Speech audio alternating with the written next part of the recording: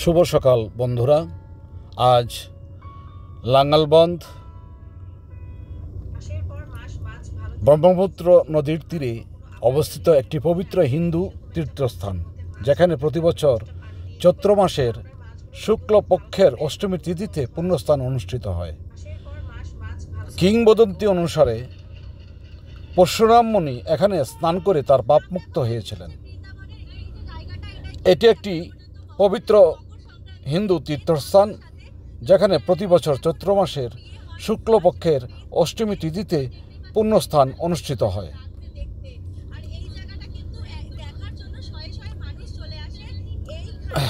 এ স্নানের ফলে ব্রহ্মার সন্তুষ্টি লাভের মাধ্যমে প্রাপ্যোচ্চর হয় এমন বিশ্বাস রয়েছে। চৈত্রের শুক্ল অষ্টমীতে জগতের সকল পবিত্র স্থানের পুণ্য ব্রহ্মপুত্রে মিলিত হয়। স্নানোৎসব চলাকালীন ভিড়ে পদদলিত হয়ে অনেক সময় দুর্ঘটনাও ঘটে।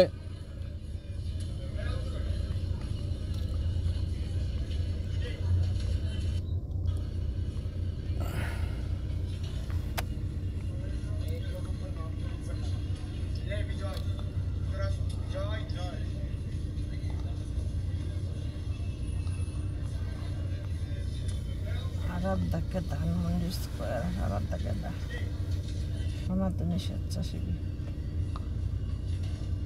আলমারির অগোছালো কাপড় আপনি সব কাজ শেষ করে তোমাদেরকে বললাম চার সময়ে সন্তানকে শাসন করবেন না। আমি গর্বিত, আমি হিন্দু।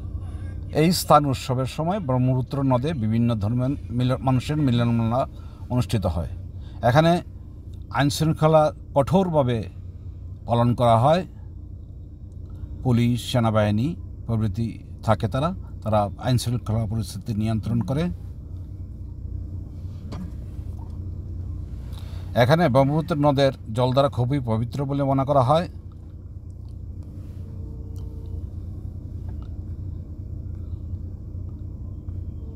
কথিত আছে পরশুরাম মুনি তার পিতা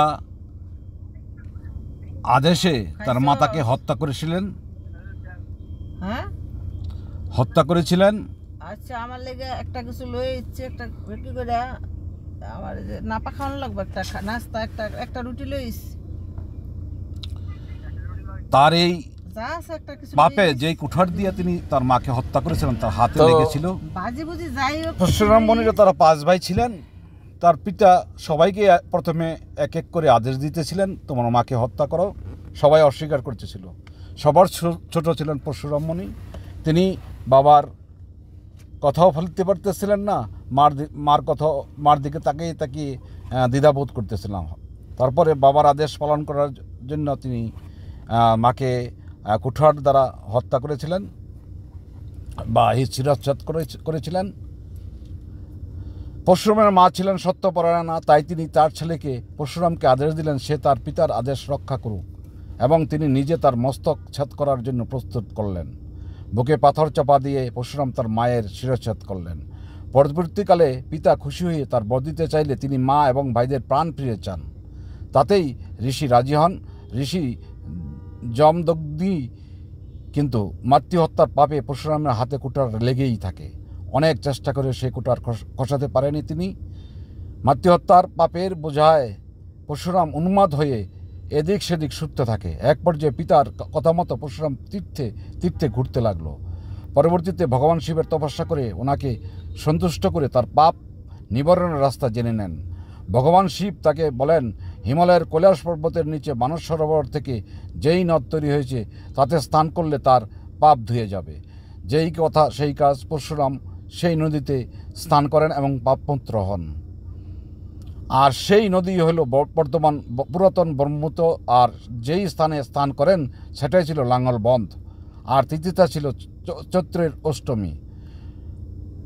পরশুরাম মনে মনে ভাবেন, এই পুণ্য বাড়িধারা সাধারণ মানুষের জন্য উন্মুক্ত করে দিলে মানুষ খুব উপকৃত হবে। তাই তিনি হাতের খসে যাওয়া কুঠারকে লাঙ্গলে রূপান্তর করে পাথর কেটে হিমালয়ের পাদদেশ থেকে মর্ত্যলোকের সমভূমিতে সেই দল দ্বারা নিয়ে আসেন। লাঙ্গল দিয়ে সমভূমিতে বুক চিরে দক্ষিণ দিকে অগ্রসর হন তিনি। ক্রমাগত তিনি ভূমিকর্ষণজনিত শ্রমে পরশুরাম ক্লান্ত হয়ে পড়েন এবং বর্তমান নারায়ণগঞ্জ জেলার বন্দর থানায় এসে তিনি লাঙ্গল চালানো বন্ধ করেন। এই জন্য এই স্থানের নাম হয় লাঙ্গর বন্ধ। এরপর এই জলধারা কোমল মাটির বুক চিরে ধলেশ্বরী নদীর সঙ্গে মিশেছে। পরবর্তীকালে এই মিলিত ধারা বঙ্গোপসাগরে গিয়ে পড়েছে।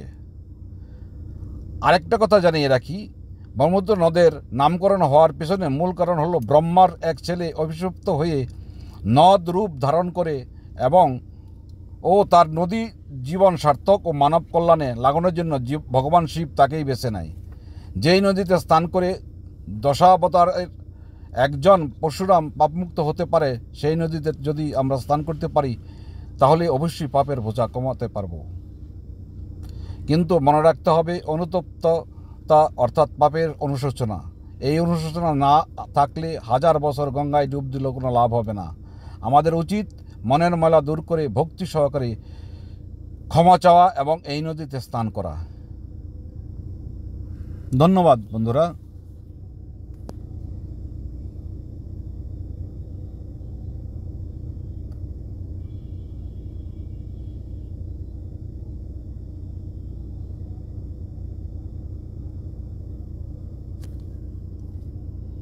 যাবে কাছে কিনে রাখো তো মানে প্রত্যেক